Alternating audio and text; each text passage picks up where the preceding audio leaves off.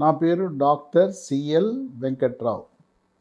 నా cell number, WhatsApp number 9848055806.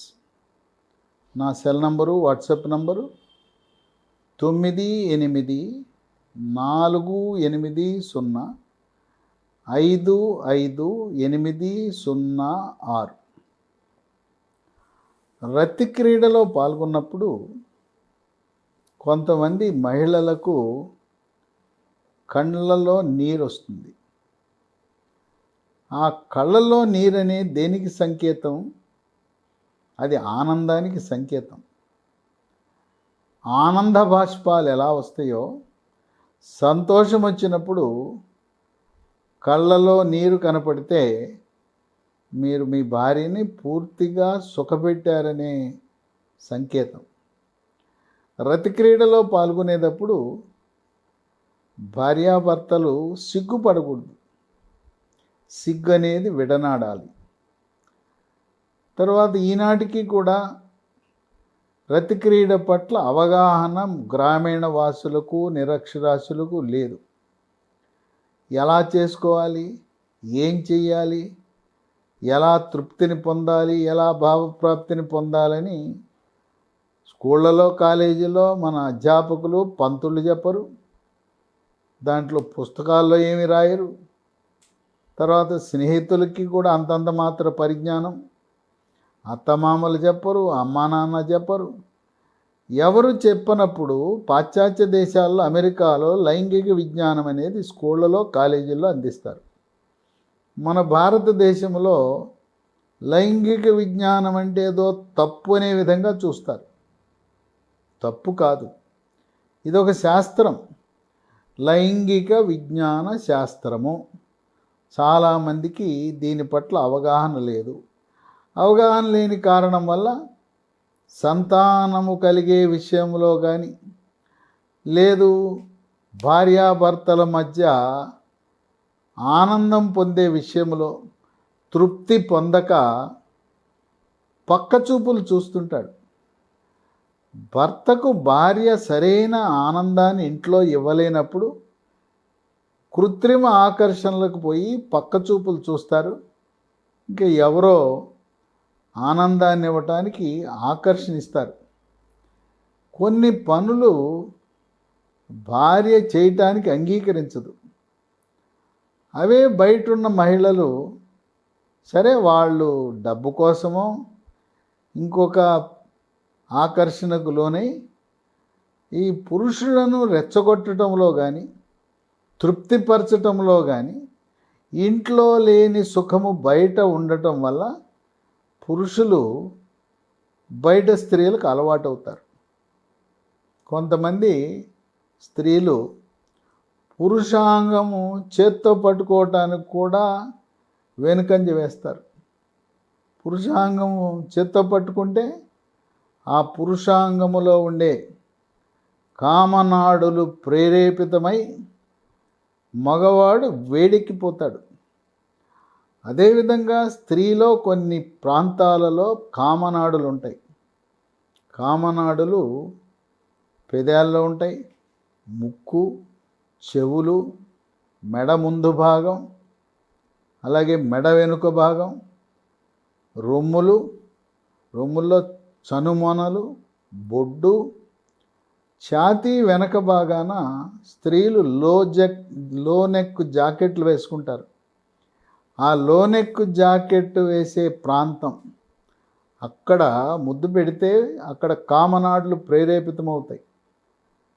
పొట్ట వెనుక భాగం, వీపు, పిరుదలు, యోనిలో మూత్ర విసర్జన చేసే రంధ్రం పైన ఒక చిన్న పురుషాంగం ఆకారాన్ని పోలి ఉంటుంది. దాన్ని వైద్య పరిభాషలో క్లైటోరిస్ అంటారు, దీన్ని గొల్లి అంటారు. దాన్ని తాకితే కామనాడులు ప్రేరేపించబడి స్త్రీ వేడెక్కుతుంది. ఇది రతి క్రీడ అనేది ఎలా ఉంటుందంటే, మనము దోశలు వేసుకునే, మినపట్లు వేసుకునే పెనం ఉంటుంది. ముందు పెనాన్ని పొయ్యి మీద పెడతాం. అది వేడెక్కాలి. పెనం వేడెక్కిన తర్వాత అప్పుడు మనం కొద్దిగా నూనె వేసి దోశ మినపట్టు వేస్తాం. చల్లగా ఉండే పెనం మీద పిండి వేస్తే దోశ వస్తుందా? రాదు. అలాగే మగవాడు త్వరగా వేడెక్కిపోతాడు. స్త్రీ వేడెక్కడానికి కొంత సమయం పడుతుంది. నిదానంగా వాళ్ళు వేడెక్కుతారు. వాళ్ళను ప్రేరేపించటానికి ఉపయోగించే ప్రక్రియని ఫోర్ ప్లే అని, ముద్దు ముచ్చట అంటారు. ముద్దులు పెట్టడము ద్వారా, శరీరాన్ని తాకటము ద్వారా ఒక అరగంట సేపు సమయాన్ని కేటాయించి ఇద్దరూ వేడెక్కిన తర్వాత అప్పుడు రతి క్రీడలో పాల్గొంటే ఇక చూడు నా స్వామిరంగా, ఇప్పటి వరకు ఇటువంటి ప్రక్రియ చేయని వాళ్ళు చేయండి, మీరు దాంట్లో ఉండే తేడా గమనించండి. ఇక కొంతమంది గ్రామీణ వాసులు, నిరక్షరాస్యులు, సాంప్రదాయ పెద్దలు వాళ్ళు రతి క్రీడ కేవలం పిల్లలను పుట్టించడానికి అనుకుంటారు. కొంతమంది మహిళలు కూడా మేమున్నది ఈ రతి క్రీడ అనేది పిల్లల కోసమే అనుకుంటారు. రొమ్ములనేవి పుట్టిన పసికందుకి పాలివ్వటంతో పాటు దాని నిండా రొమ్ముల నిండా చనుమొనలు రొమ్ములలో కామనాడులు అధికంగా ఉండటం వల్ల స్పర్శతోనే శరీరము వేడెక్కిపోతుంది. ఆ విధంగా భావప్రాప్తి పొందటం. దుస్తులు ఒక్కొక్కడిగా భర్తవి భార్య, భార్యవి భర్త ఒక్కొక్కడిగా తొలగిస్తూ చివరికి నగ్నంగా రతి క్రీడలో పాల్గొనటం అనేది శ్రేయస్కరం. తర్వాత చీకట్లో చేసుకోవాలా, లైట్ వేసుకుని చేసుకోవాలనేది చీకట్లో చేసుకోవాల్సిన అవసరం ఏం లేదు. ఒకరి స్పందన మరొకరు చూసుకుంటూ మీ యొక్క అవయవ సౌష్ఠవాన్ని ఆనందిస్తూ చూసుకుంటూ రతి క్రీడలో పాల్గొనటం అనేది ఆనందాన్ని ఇస్తుంది, ఆనందాన్ని పెంచుతుంది. పురుషాంగము, స్త్రీ జననేంద్రియం చుట్టూ వెంట్రుకలు ఉంటాయి. ఆ వెంట్రుకలను అడవిలా పెంచుకుంటే అసౌకర్యము లేదు, కొన్ని సందర్భాల్లో వాసన కూడా ఉంటుంది. కనుక ఎప్పటికప్పుడు క్రమం తప్పకుండా పురుష స్త్రీ జననేంద్రియాల చుట్టూ ఉండే వెంట్రుకలు తొలగించి రతి క్రీడలో పాల్గొనటం అనేది శ్రేయస్కరం. కొంతమంది మగవారు వాళ్ళ యొక్క పురుషాంగాన్ని స్త్రీ పెదాలతో ముద్దు పెట్టాలని, లేదు పెదాలే కాకుండా నోట్లో పెట్టుకోవాలనే కోరిక ఉంటుంది. కొంతమంది మహిళలు సహకరించి సరే భర్తను తృప్తిపరుద్దామని చేస్తారు. అయితే రతి క్రీడలో పాల్గొనే ముందు పురుషాంగాన్ని శుభ్రంగా సబ్బు నీళ్ళతో కడుక్కుని రావటం మంచిది.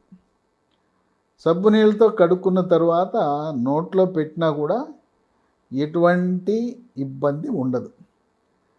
కనుక ఈ మహిళలు, భార్యలు నా భర్త అక్కడ పోతున్నాడు ఇక్కడ పోతున్నాడు అంటే ఈ పురుషాంగము నోట్లో పెట్టుకోమని కోరగానే ఛీ అంటారు. ఛీ అంటే వాడు అంత ఆనందం పొందడు.